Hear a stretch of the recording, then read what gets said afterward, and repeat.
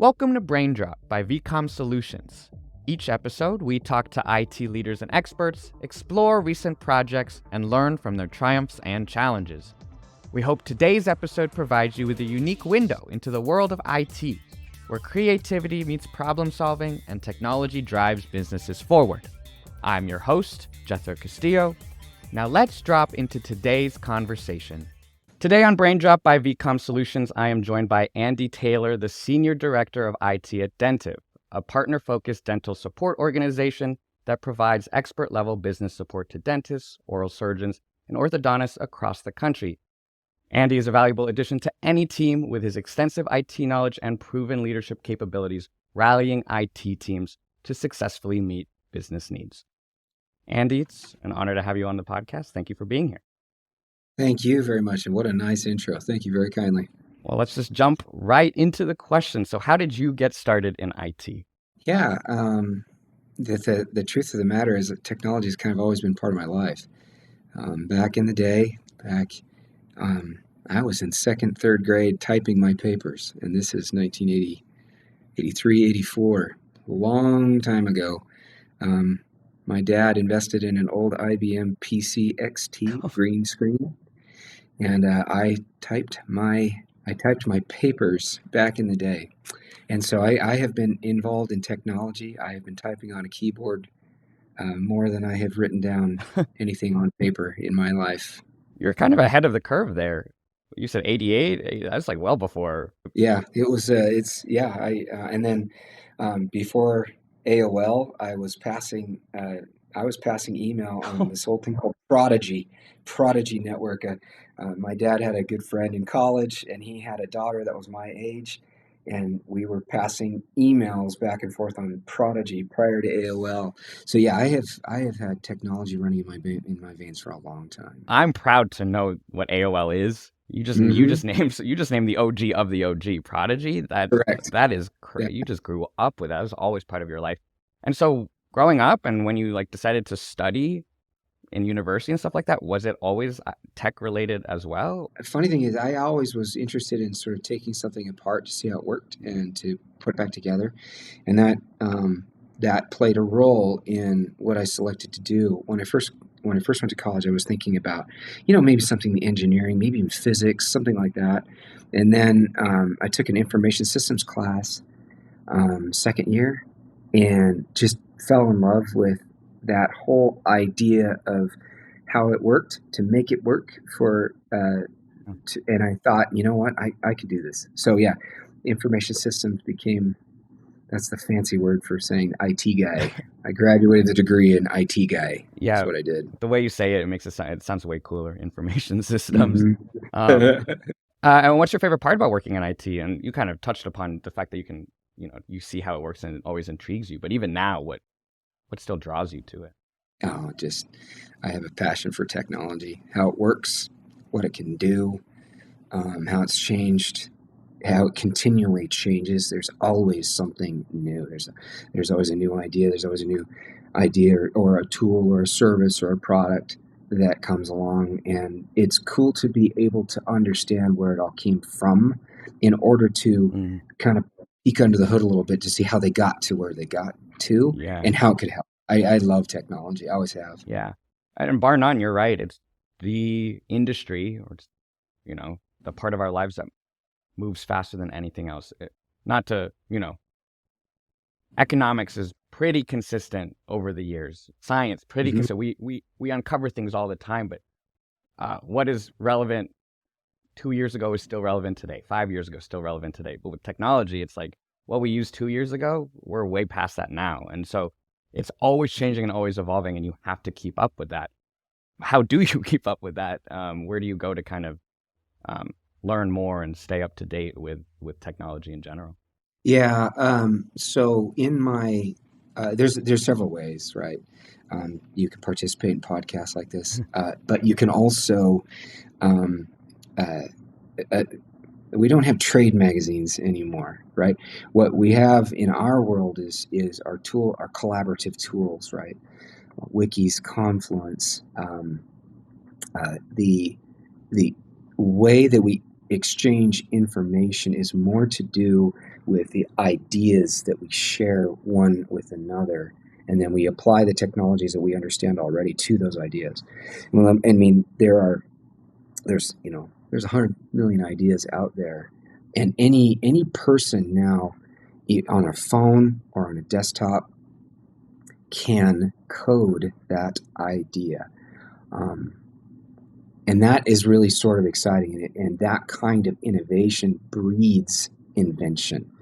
What starts in somebody's mind ends up on a screen, and then once it's on that screen, it goes in lots of different ways based upon feedback from customers, based upon experiences with that product, and so it's really cool. All this stuff is really a lot of fun. Yeah, and it's such a unique part of IT and technology in general, which is like it's iterative. It always improves upon itself, and so how you learn is you just do it. You get that feedback, like you said, and you just make it better, and you figure out how to make it better, and then you learn from other people and the way they did it. And all of a sudden, it's just you almost like learn by doing and sharing and interacting with other people in the space. With that being said, what are your thoughts on the current state of IT and the game changers, the challenges? The current state of IT is we are in this another, I think, tectonic shift away from like buying hardware and installing that hardware, configuring that hardware, to managing lots of that different hardware, to now there's a lot of ways where we are buying individual components as a service. So back in the day, again, there are these abstraction layers that they talked about with IT. This also dates me to the old model of extraction layers. And all of that kind of goes away when you can buy, or you can leverage people who provide services for those extraction layers. I'll give you an example that I have about 10% of my workforce that is completely on an infrastructure as a service model, which has some benefits in terms of cost, benefits in terms of scale, but it also has some challenges in terms of, if the internet goes down, the whole office goes down, the phone goes down, the computers go down, the lights basically go off, right? They can't do anything, and so you have to even with the advances in infrastructure as a service model and network as a service model, all of that, you're still reliant on an underlying abstraction layer of the internet actually working. Right. And so there is always challenge. The more that we come up with, there's just the more ways it can kind of trip over itself too. So you have to be fundamentally sound as an IT professional to be concerned with all of the contingencies, and there's always more to know. But that is what drives us to be successful. We all want to build. Sort of bulletproof networks so that our teams don't go down, and that's always a challenge. That is the challenge. Yeah, that's also a huge trade-off, right? Like you said, the benefits of cost and scale. That's what you get, but you give up a little bit of control, right? Before it used to be all in-house. Like if it went down, that's on you. You make sure it doesn't go down, but it's more expensive to do on-premise, and it's harder to scale. Then you suddenly need to buy a bigger space if you have to grow bigger. All of that goes away with the cloud and the internet and using all these servicings. But you are now very much trusting whoever is running that service to make sure that they're up, that they're running, that their SLA is expected. And if it does go down, that they're able to fix it quickly, because it's almost like your whole company is now dependent on it. And so it's an interesting trade-off. And I like how you say you almost trip over yourself with technology, because it's always it's moving faster than our ability to keep up with it, and so we're always gonna run into things and be like, oh shoot, like we messed up there, or this thing went down, and we have to adjust, and you almost have to be really flexible in the technology space. You do, and because of the constraints of cost and the drive for scale, oftentimes it's not necessarily the IT person who or the technology influence in a company that comes up with all of the ideas. We often play a significant role at the executive level, being both strategic and tactical. We have to be able to articulate the reasons why, and to articulate and draw a clear picture of why we are doing something, and then we have to be able to break it down in its component parts in order to execute on that. So IT at its core lives in both the strategy and in the operations world. And the best IT professionals do that. The best IT professionals are able to live both in those worlds. You said that 10% of your workforce is what you said on infrastructure as a service. Yep. So let's jump into that. Let's talk about your IT team and environment. How long have you been there? How many team members do you Yeah. have? And ultimately, how many employees rely on your team? Yeah, you mentioned at the start we're a dental services organization, and so we buy dental practices for a living. That's what we do.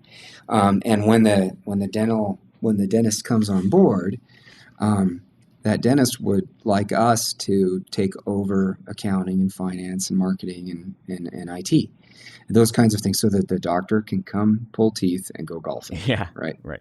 I'm not kidding. Right. That's essentially the sort of the ideal for that doctor. So on the IT side, they use that practice will usually come with a vendor, somebody that is who the doctor's already contracted with to sort of be the kind of the help desk. What I do as part of that acquisition is I kind of vet that vendor first to see if they do understand that, again, the basic technology premises that allow us to be successful IT professionals. And then there's the additional layer, what in my particular world is from a HIPAA compliance and Right. security and PHI, all of these things that have had significant influence on IT, certainly in the past 5 years, but, going back even 10, 20 years, that whole HIPAA and PHI has evolved significantly, and it's important that it has, so that we can protect the very private information of patients. So as part of that, I run them through a little bit of a security risk assessment. Well, some questions and answers designed as just a little bit of a test to see if they understand the monochrome of technology. And so we'll do that, and then sometimes I'll keep that vendor, sometimes I won't.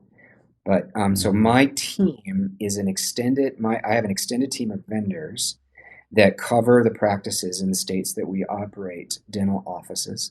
And then I have a small team at HQ that are mostly subject matter experts, whether that's in project management, product management, all in that IT space, so that we can be a resource to our partner doctors, is how we refer to them.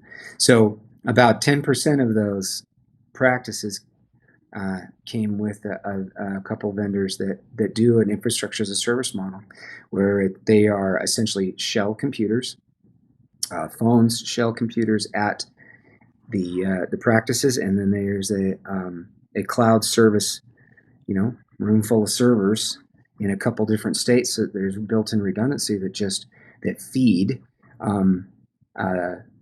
that practice. So it's as if they're on a computer, but the computing is actually taking place elsewhere. That's how we deploy our infrastructure as a service model. That's so interesting.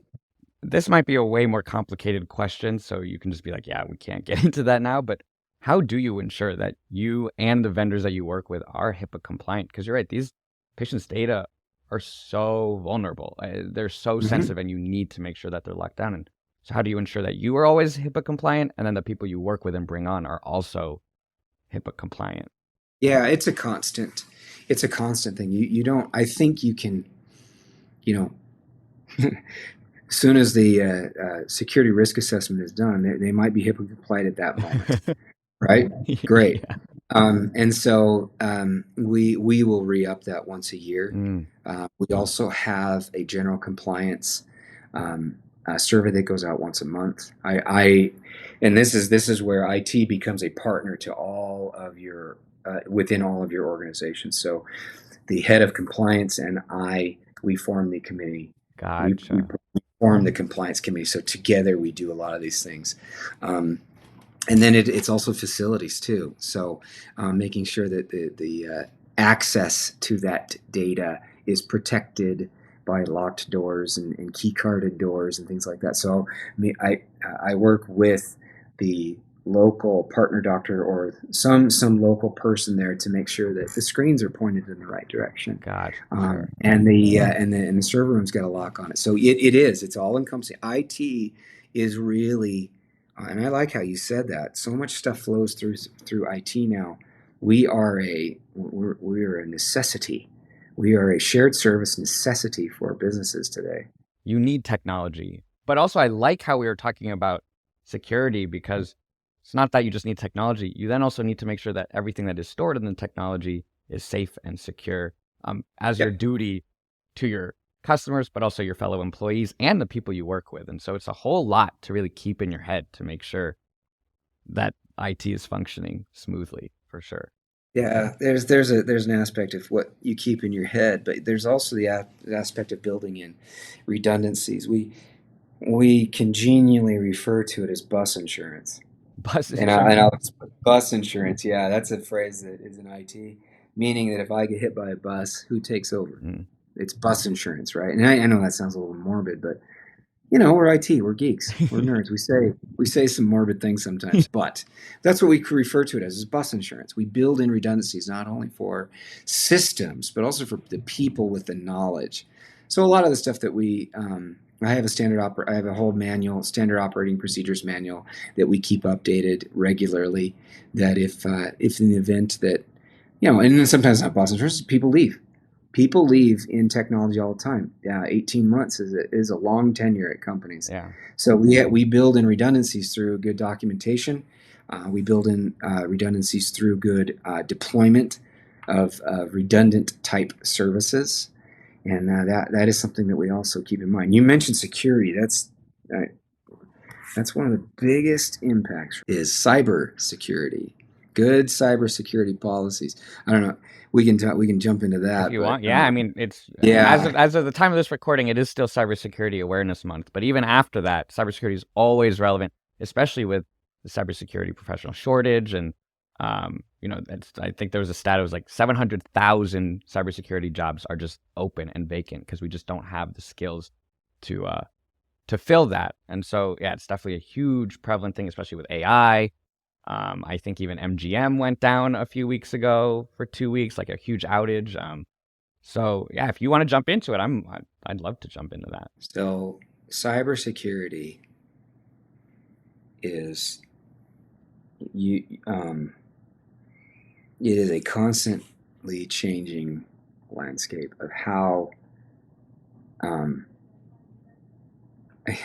I'll call it out. The criminals are every bit as smart, driven, innovative, creative as we who are in are in IT every day. They are smart, and they are, and a lot of times it's just a business transaction. It is literally just a business transaction. I'm going to come in, I'm going to grab hold of your information, PHI information in our case. I'm going to grab hold of it. I'm not going to do anything with it. I'm going to grab hold of it, encrypt it. You can't practice. So the doctor can't practice. And so, and they're asking for 3 Bitcoins or something like that, right? And the doctor's like, what's a Bitcoin? Right?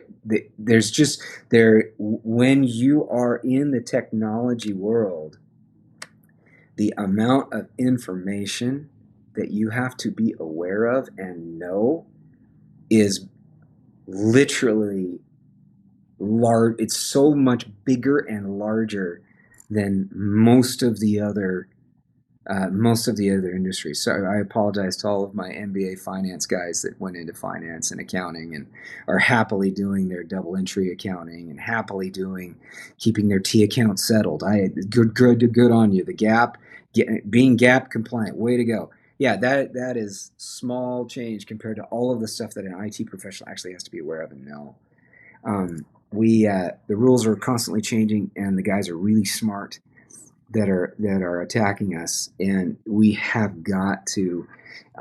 Good cybersecurity is an all-encompassing. Every aspect needs to be cyber aware. Every aspect of what you are doing must be cyber aware, and that is a challenge. That is one of the biggest challenges. AI is just one aspect. AI is helping the bad guy just do password trying faster, Yeah. right? And writing better phishing emails, and scripting better vishing attempts, right? Which is ultimately what got MGM Grand, was a vishing attempt, right? And not an attempt; it was a successful vishing, Yeah. right? So yeah, there's so much to know. Having good and you know what? I think the best way to say this is you can't actually do it by yourself. Mm. Security takes all of us. It has to. You have to train your people on what the attempts and attacks are. You have to deploy good technologies. You have to have good security partners, people that you can rely on and discuss things with, and then roll out. You have to, whether that's Microsoft or Google or whatever you end up deploying in your infrastructure, it has to be cyber aware at the outset. And so, yeah, it is it is something that we have to all invest more in, for sure. The thing is it can be a very overwhelming. Like you said, you have to know so much. And so, what do you recommend for people to start if they, let's say they are struggling or figuring out how important cybersecurity is? What recommendations do you have or suggestions to really start Yeah. implementing that into your organization? Okay, so I'm going to take this actually from three different perspectives. If I am on the executive staff, right, and I'm not on IT, let's say I'm just either one of the accountants, or I'm in charge of marketing, or I'm in charge of operation, or like sales or something like that. I need to be in that executive staff voting for putting in a CISO, voting for that. It is a cost of doing business now that Mm. cannot be forgotten about. Okay, otherwise, it's like in you guys ever seen Gladiator? It's like in Gladiator. Don't worry. You're in your field. You're already dead. You're already dead. If you don't invest, don't worry. You're in your field. You're on your way to heaven. You're already dead. Okay. And that is actually that is the mindset that needs to change today. The other thing then, of course, that's from the executive. That's from your sort of executive side. The other thing is then if you are a CTO or a CIO, you every bit as important as your help desk, as your server ops, as your network ops, as your email and exchange administrator. Every bit as important as that is your security officer. Has to be. And you have to spend the money on the people who know that. You said there's 7,000. I bet you that's low. That number is low. That number likely only includes those that are self-identified. Sure. You have all kinds of businesses. You have all kinds of businesses that have no idea. Think about the mom and pop shops out there, right? Think about the dentists, orthodontists, right? They have no idea that they need security presence, right? So I would say that from a technology leader perspective, it has to be every inch as important as anything else that you would deploy. From a software development, you got to have a coder out there. Yeah, you got to have a CISO. You have to. And then I would also then say, from the perspective of individual people, the hackers don't care about you. They don't care. They do not care. They're looking to make a buck, and this is the way they've learned how to do it. And so, it just as individuals that are in business, or in your families, in your just in your daily walks of life, you actually need to be cognizant of. You need to be aware of how they're trying to get just information from you, in order they so many for identity theft, for anything like that. It's all out there for you, and it is going to get you if you're not careful. Yeah. It's not like they can target people, but I think I always have the mindset of, oh, it would never be me. Like, I'm not that important. Like, and you're like, it doesn't matter. Yeah, that's right. It does not matter. You can be. Who's that lady now? That's dating Travis Kelce. Who's that lady Taylor now? Swift. Oh, right. Yeah, yeah. I never heard her. I'm a football fan. Teasing, totally teasing right now. But yeah, like funny. It's way funny. Okay, this is totally funny. We know my family and I are aware of a person who is friends with Taylor Swift. I don't call me, don't at me, nothing. But we know of somebody that is a friend of hers. Okay, just through random walks of life. She got hacked. Taylor Swift got hacked several years ago. I don't know if people know this, but her Insta or something got hacked, and for some reason, in that hack, this friend of hers, that was the phone number that was included in that hack. So this person, I won't name this person, and I'll protect that person's identity, but this person's phone did not stop ringing, buzzing, beeping. Wow. For 3 weeks. Because that person's information was just included in the hack of Taylor Swift. Yeah. It was fascinating to hear that story from this. My wife and I, we have a friend who knows Taylor Swift. It was several years ago we had this conversation, and I was shocked, but not really surprised. Sure. Not really surprised. It was a very interesting story in a walk of life. That's so fascinating. But now you've made me a little scared. So what do I do? what do I do? Yeah, you might. Yeah, no. There's good information out there if you can find. You can Google how to maybe protect your private information on your. Everybody's got the Facebook, Insta, Right. Snappy. All of us have got it. Okay, go ahead and just take 10 minutes, read up a little bit on maybe how to protect a little bit of your information. I mean, it's amazing what if you like leave your birthday out there and your phone number out there. It's amazing what people actually can do with that information. And I'm not trying to scare anybody. Just take a little bit of time to protect yourself. Okay. All right. So yeah, 3 answers: executive, IT, and just you personally. Yeah. This is fascinating. Cybersecurity. What a big concept. What a cool concept, though. But I like how you said it. It's just the bad guys, the criminals, are every bit as smart and cunning and wise as we are here. And so the thing is I feel like the bad guys are very, because you said it takes all of us, right? Cybersecurity, we have to all work together. They know that. They work so well together, it feels like, and we have to catch up, and we have to be better as those people to work together to make sure we are protecting our data together. That's absolutely right. That is absolutely right. So what's next for you and the team? I didn't even ask you what is now, but what are the next goals and the business problems that you and your team are trying to solve for your organization? Yeah, we're at a point in time where we're transitioning from being a smaller DSO into a larger one. I was having the conversation the other day internally here, and really helping everybody understand that we can't skip steps. So it's okay to be a mid-sized company. Let me just say that right now. It's okay to be a mid-sized company. It's okay to be a small company, grow to be a mid-sized company, and do the things that are right for a mid-sized company. And then it's preparing to be an enterprise type company. Those are all okay things to do. Now that might mean that might mean more experienced people at all of that, at each one of those levels. But a good IT leader that is committed to the success of a company and sort of growing. I'm senior director, but I'm also effectively the CIO. I'm the head. I make all the decisions I make all of the technology decisions for my company. And so you actually have to take ownership of that and plan that growth trajectory. Plan to be a mid-sized company for a little while. Plan to be a large-sized company for a little while. Plan to be then the enterprise company, and do the right things at each one of those steps. You get it from experience. You get it from hiring the right people who have had the right experience.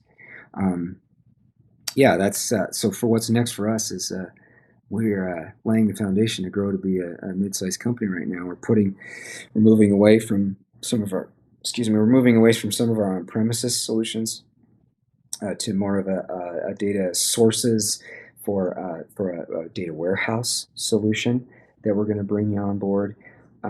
We are improving our security model to include a network layer. It's called a SIEM, Security Information. Oh, it's a Security Incident and something management. We're adding a SIEM as well. We're adding these components so that we are acting much more like a mid-sized company. So that's what's next for me individually. So, and what's next for the technology world? Yeah. ChatGPT obviously has a fantastic ability to create content. For the creative side of a company, it has a fantastic ability to do simple coding. So I was talking to a guy. He put in some words, clicked on the Python button, and some Python code started spit out, and it worked okay, right? So I think ChatGPT can be used. I think what it'll do initially is fill in some of the gaps and cracks where you don't necessarily have a person to provide oversight. I think that's what it'll do at first, and then I think as